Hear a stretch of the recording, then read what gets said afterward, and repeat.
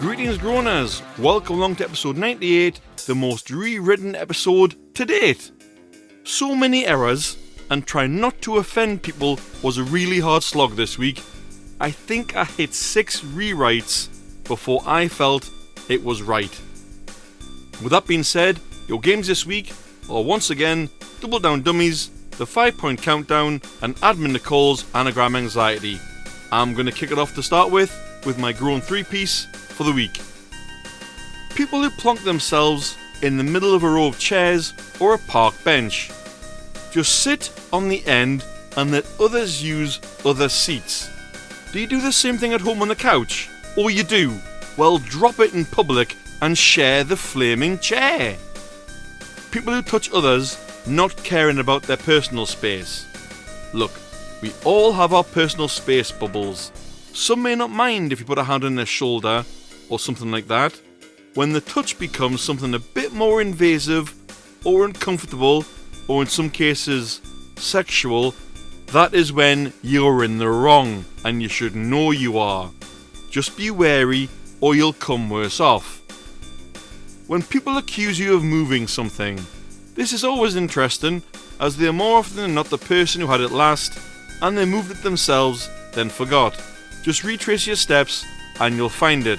Like 90% of the times, people with glasses, your glasses are on top of your head, you just forgot you've got them on your forehead or on your hair or wherever the hell they are. That's the groan bag emptied out all over the floor of the Groan Zone headquarters for this week. One of you has just let the groan read out later in the show, but that will be coming later. Now it's time for the 5-point countdown. I know for a fine fact the Groaners playing live are ready. You at home, you're listening to the podcast, so clearly you're ready. So here we go. Clue number 5 worth 5 points. I take you places for a fee. Clue again. Clue 5 for 5 points. I take you places for a fee. What you got, Groaners Live? What do you have for me? The typing. Someone's put a train. Good answer. Good answer. Someone's put a tram. Are you from Manchester by any chance? Because I know they've got trams, I think. Or Blackpool.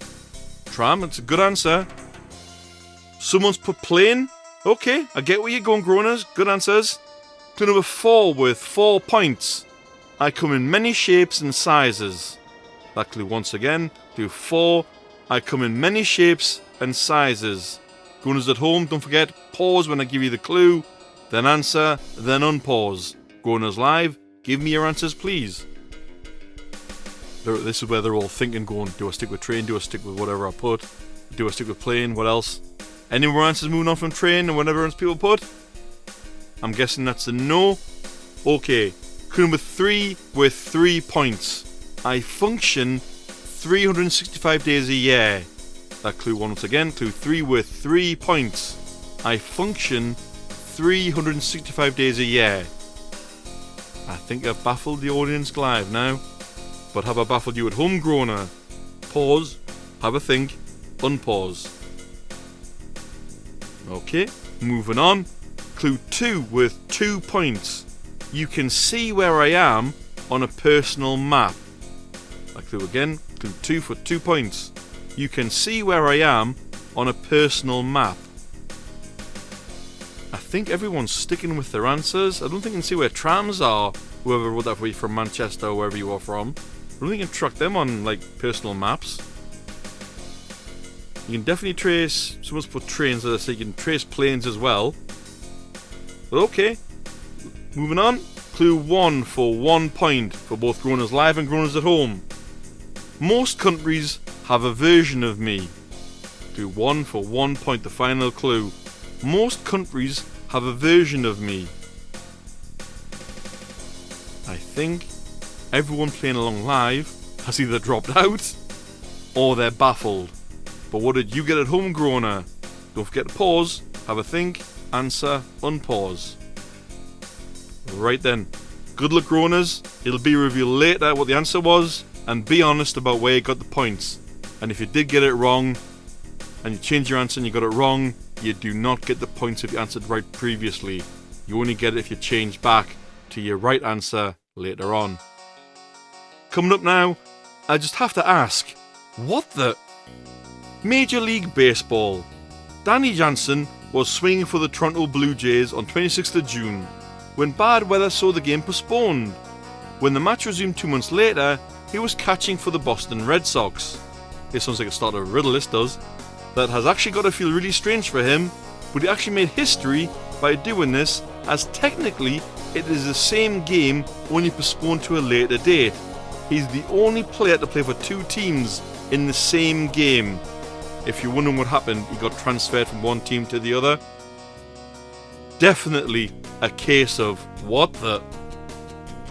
Now, from what the, we move along to the more creepy side of the show with Admin Nicole's Creepy Corner.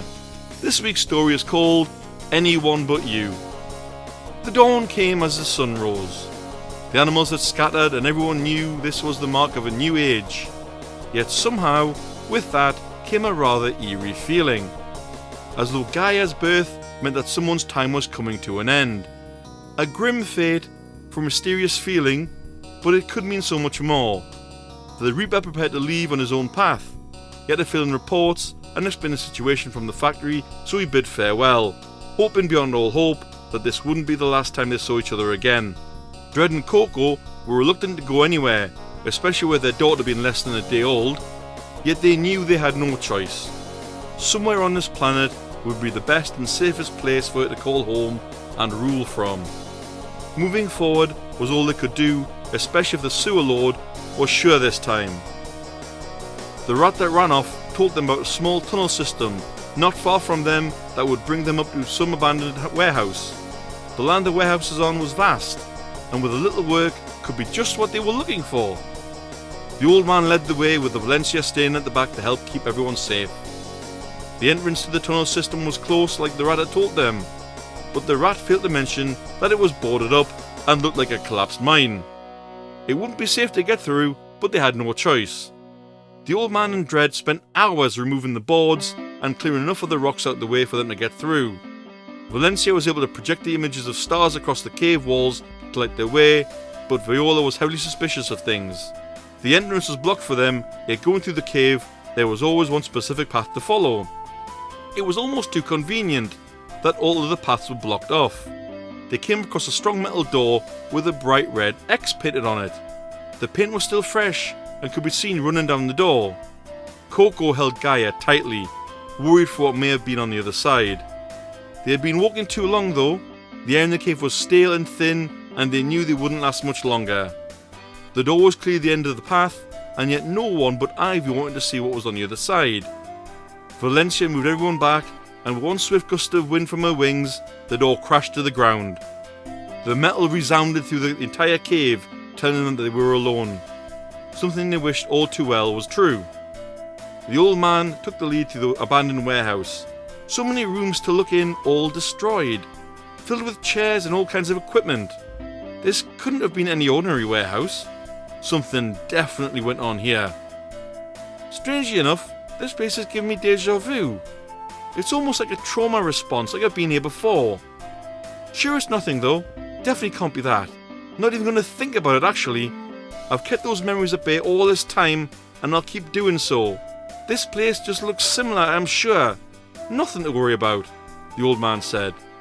Viola was filled with more dread upon the old man's response, and the clear signs of worry on his face. Coco and Dread could feel the darkness in the air, lingering from whatever happened here before, and held Gaia closely. Valencia took Ivy's hand and warned her to stay close. They opened a metal door into a large room. It was empty, minus a few chairs. A waiting room, perhaps? Ivy turned around to point out a large glass tube filled with green liquid and computers all around it. That's when he showed up. When he walked right towards them from behind the tube, and the old man's face twisted into something no one had seen before. A mix of fear, rage, and something else. This wasn't like how he looked at the mayor.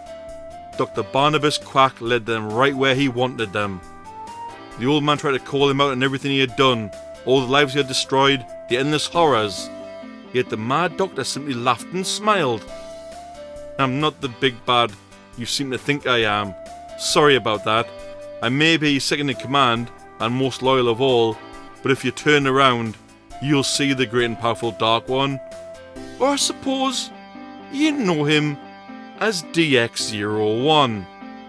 The first experiment, but I did it as he requested after all, Dr. Quack answered. The double doors behind him slowly creaked open, revealing a figure walking through. This was DX01, the one no one had ever seen or even heard of before. According to Dr. Quack, he's the one behind everything. Yet when Quack turned on the lights to show his Dark Lord more clearly, the old man crashed to the ground in instant defeat. Why did it have to be him? Why would he do something like that? All those lies over so long, and just why? The old man would never be able to fight him. Not him. It couldn't be him. As the figure slowly stepped into the light, everyone was shocked beyond belief. But the old man was crushed. DX01, codenamed No Face. The old man knew him by a different name though. To the old man, he was the Sewer Lord. And even before that, he was simply Lionel Malt. I was under orders not to read this week's story beforehand, but that, how? Nicole, that is a twist. What in the living hell? Lionel Malt's a sewer lord? What? Okay, when we talk again face to face, or voice to voice or whatever, you owe me an explanation. That is a twist ending, Groaners. Nicole got me good with that one. No wonder she told me not to read it. But we'll have more creepy next week. I don't know how she's going to spin it from there, but you know and I know Nicole will do it, because she's this good at writing, Groaners. However, you need luck during the games of the Groan Zone every week, but luck may have run out for this company. It's time for Oh Unlucky! The Britpop supergroup Oasis reformed in the last month, and they have set dates for gigs across the country. Many people have flocked to get tickets and have been able to. However, some people have had to go via Ticketmaster, and this has left them seriously out of pocket. How? Ticketmaster's pricing module meant that as people were on hold for the tickets, often waiting hours, the site could ramp up the cost in multiples worth far more than actually the ticket's worth. They then reserve this for the sale. Unluckily for them, many customers are not happy and may be able to sue, they've been told, for breaches of consumer law, common law actions, or misrepresentation. Unlucky, Ticketmaster. You shouldn't be so greedy, should you? Moving on to our second game, it's time for Double Down Dummies. Just a quick disclaimer, Groaners, and we'll get into it. Just to reinforce this point, this game is not calling some of those who died dummies, nor is it poking fun at how they died, although in some cases, some are very strange, or possibly even self-inflicted when they're not meant to be. This game is more for fun and is not meant to cause offence or poke fun at those that have died, okay? Round 1, 1906, L.R. Davis. Where did this happen? Norfolk, Nebraska, USA. He was a 76-year-old psychiatric hospital inmate and he was granted parole. But how did something so innocent lead to his death? Was it option A? He was filled with rage upon knowing he was going to leave that he threatened medical staff. When police arrived, they were too forceful and he died after a fall during arrest. Or was option B? He had taken too many of his pills, misreading his own necessary dose. He died of an accidental overdose. Or was option C? When his grandson came to pick him up, he was so happy that he actually died of joy. Groaners Live, give me your answers. Those at home, press pause, answer unpause. We have a room split. The room is gone for A and C. Any more groaners? Computer typing. and a B there, and another A. Oh, and a C. Okay, so kind of had a split there. But Groaner at home, what did you go for? You'll find out if that's right later on. Round 2. February 1912, France, Reichelt. I'm so sorry if I butchered that if he's got any living relatives. It's spelled Reichelt, and it occurred in Paris, France. This man was a tailor and an inventor, and he had made a device which he said would help humanity, and he must test it himself, and was portable to carry. But how did this test lead to his death? Was it option A? The device was a parachute made of cloth. He jumped off the Eiffel Tower. Needless to say, the device failed. Option B. The device was a flying toy plane attached to a rope he had around his wrist. He ran and launched the plane, which took flight, but unfortunately he misjudged his run and he fell over the Eiffel Tower barrier. He took his plane with him. Or was it option C? He claimed his device was stretchy rope and would not let him reach the ground. He jumped off the Eiffel Tower, he had miscalculated his ingredients, and the rope snapped when it became taut around his ankles. Go Groaners live. Sorry, I don't mean to laugh, but some of these outcomes are what? Go Groaners live. Give me your answers. Those at home, press pause, answer unpause. We have another split. Groaners. In fact, it's a whole room divide. A, B and C's across the board there. And again, Groaner at home, what did you go for? And once again, just to say again, good luck Groaners. Answers will be coming before the end of the show. Now, I've had my turn to groan, so Groaners, with this week's audience groan, you get your chance. It's the turn of D-Marks of Sweden this week, who sent his brief groan in via Discord direct message. He simply states, I want to groan about everything and everybody. Oh well, D, I'm sorry if you're going through a hard time, but I hope things pick up for you. Want to take part in the show? Well, you can, Groaners. All you gotta do is send us one of the following: your Hero or Zero of the Week nominations, your groans, your oh unlucky or lucky stories, your what there's, your why or why, and of course your groans. You can send them in via one of the following. You can hit us up on Discord or join in live by looking us up at the Groan Zone. We usually record at 8:30 Greenwich Mean Time every Friday. You can shoot myself, that's Mystery Groaner, a Facebook message, or admin Nicole on Nicole Amos via Facebook Messenger. You can drop off an email to thegroanzonepod@gmail.com, and it's just eagerly waiting. The email's ready and raring to go, waiting for stuff to come in there.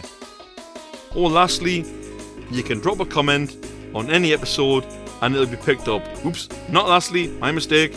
If you've got Facebook, search for the Groan Zone podcast on Facebook groups and contact us there. And of course, you can give us your ideas or feedback using the same platforms. We look forward to hearing from you, Groaners. Our last game for this episode is admin Nicole's Anagram Anxiety. Yep, once again, Nicole strums away at that grey matter with her fortnightly game. Not content with a serious plot twist, she's also got an anagram to boot. Your anagram is bejel cutiee. That's BEJEL CUTIEE. Your clue is, can't say it 3 times. The answer will come next week, Groaners. Good luck. I got it. I'm so happy. I got one, Nicole. I got one. Yes. How do I got it, Groaners? Of course, before the show airs, Nicole gives me the anagram and I get first guess. I actually got an anagram for once. There is a groan god. Lastly, just before game answers, we have our Heroes of the Week. This is an old story, but I only heard about it recently.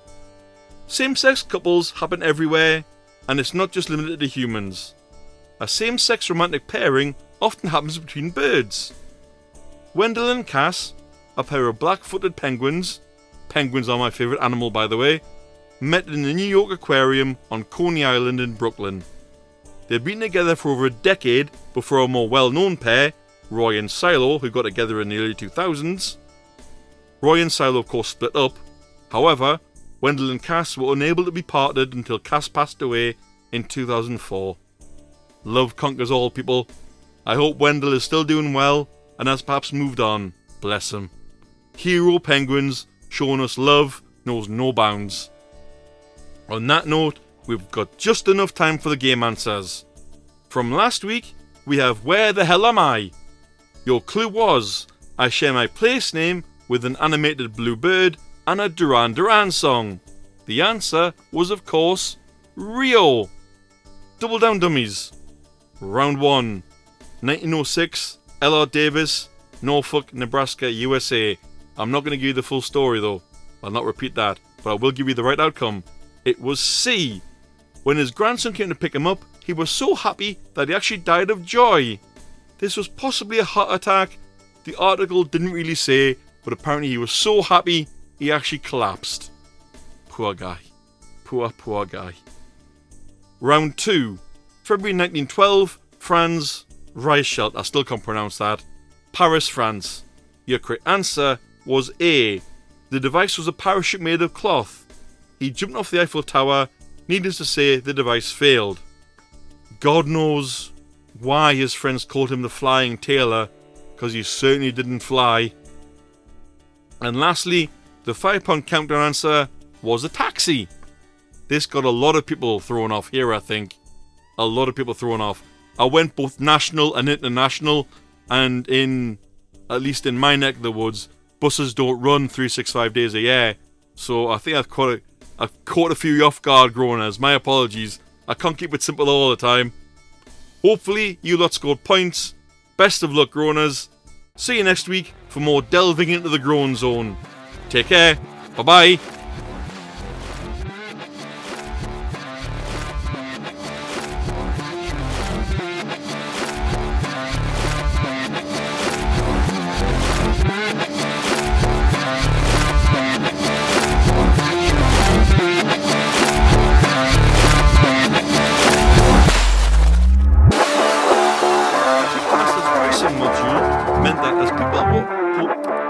Ticketmaster's pricing module meant that as people were on hold for the tickets, often within hours, the site could ramp up the prices.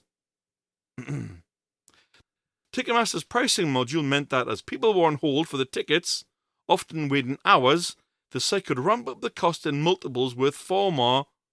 What's wrong? I can't speak.